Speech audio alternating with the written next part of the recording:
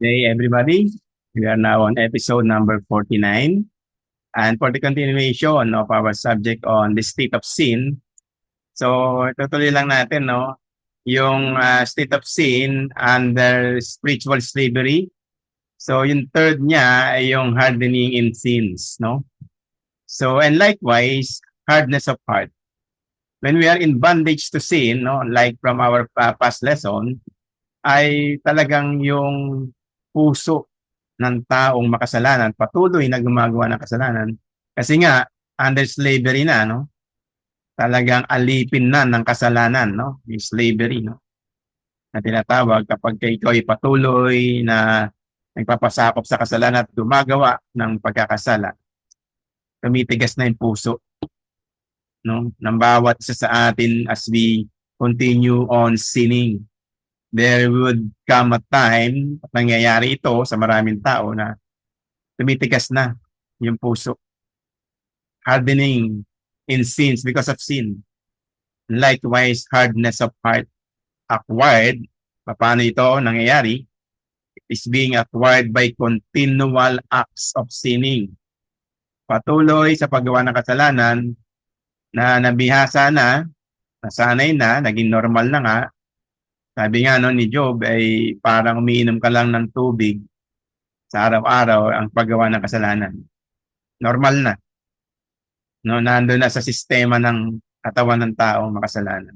Ang paggawa ng patuloy ng kasalanan. Continual acts of sinning. Matthew 19:8. Nandoon yan.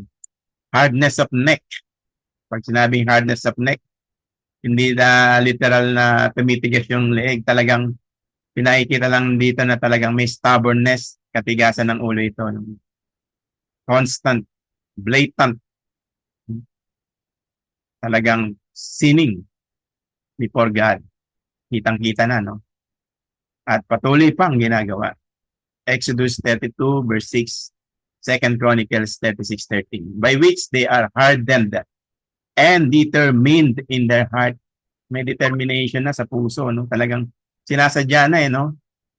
Hardened na, tumitigas na nga yung puso, and because of that, slave na nga, gapos na, at determinado ng ituloy na. No? Kumbaga, bahala na, ituloy ko na.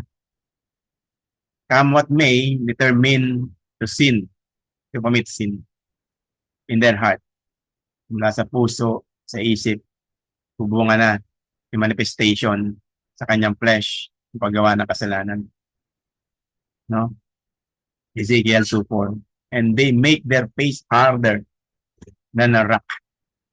Sobrang tigas na ng puso. Pati yung physical appearance, yung body, physical, yung face, no? Ito na yung mga symbolic figures of speech. Yung face harder than a rock. Tigas na, no? Sa Tagalog, no, matindi ito, no? Talagang tumigas na yung puso. Talagang nando na, no? Jeremiah 5:3, 2 Kings 17:14, and Jeremiah 7:26. Ang daming diniscuss ni Prophet Jeremiah talaga, no? When it comes to sin, no? Kaya nga sabi ni Jeremiah, no? Kung inaral natin yung book of Jeremiah, repent, surrender, return to God, you evildoers, sinners.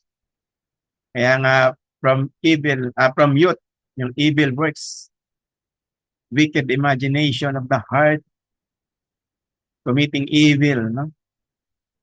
Daily. Pinakita yun ni Prophet Jeremiah. Number 4, resistance to anyone who would refuse them. Dahil because of the hardness of the heart, anyone or anything would be refused by those who are committing sin. Hindi na siya tumatanggap ng correction, wala nang takot sa Diyos, wala nang alam at pakialam sa salita ng Diyos. Gagawa na lang siya ng gusto niyang gawin on his own terms. Acts 7:39, Acts 7:51. As in the case of Pharaoh, kilala natin, no? Sa Exodus, diniscuss yan, no? Yung Israelites under bondage, no? slavery, no? Dun kay Pharaoh, King of Egypt, talagang pinahirapan, no? Ilang daang taon ng mga Israelita, mga Jews, mga Israelites, no? Because of the rule of Pharaoh. Even Pharaoh would not like to submit to God. Ano na ilang ulit, ilang klaseng plague na, ilang judgment na ang pinakita kay pero matigas pa rin ang kanyang puso. He do not want to repent, or rather he does not want to repent. And Belshazzar in Daniel chapter 5 verses 22 and 23. And then tutuloy natin dito, state of sin is proved by guilt of every sort. Third, under guilt by which we are worthy of punishment, no? Isa nga sa mga sabi nga bunga ng kasalanan, yung punishment o yung penalty is yung guilt of every sort. Romans 1:32. Inaral na natin, no, yung guilt of every sort. Liable to condemnation talaga yan. Pag guilty tayo because of sin, we are being condemned and judged already by the Lord. Romans 3:19. Under the guilt of every sort of misery, kung babasahin natin yung Isaiah 66 verse 24, under horror and horrible expectations, because of all sorts of afflictions, then death itself, nga yung 3 forms of death. Hebrews 2:15. From these things, there also result a fleeing and hatred of God Himself. No? Totoo, no? Tumatakbo tayo palayo ng Diyos at patuloy tayong namumuhi sa Diyos. Imagine, no? Yung mga tao galit sa Diyos, namumuhi. At ang mahal ay ang kasalanan. Imbis na ang Diyos ang dapat mahalin ng buong puso at kaluluwa. Yun nga yung first and foremost commandment, eh. No? From the 10 commandments, no, we should love God above all. Sabi rin ng Lord Jesus Christ, ng ating Panginoong Jesus, no, sinamaris na nga niya yung Decalogue, yung 10 commandments into 2. That we should love the Lord, our God, with all our hearts, soul, body, strength, no? Everything in us, heart. We should love the Lord first and foremost. And secondly, we should love others or our neighbors as we love ourselves. Kaso baliktad, mahal natin yung ating sarili, hindi natin mahal ang Diyos. Mas mahal natin gumawa ng kasalanan at paglabag sa kalooban ng Diyos, kautusan niya, kaysa sundin natin siya. From these things, there also results of fleeing and hatred of God Himself, the highest good. God Himself, who is the highest good, the spirit of slavery to fear.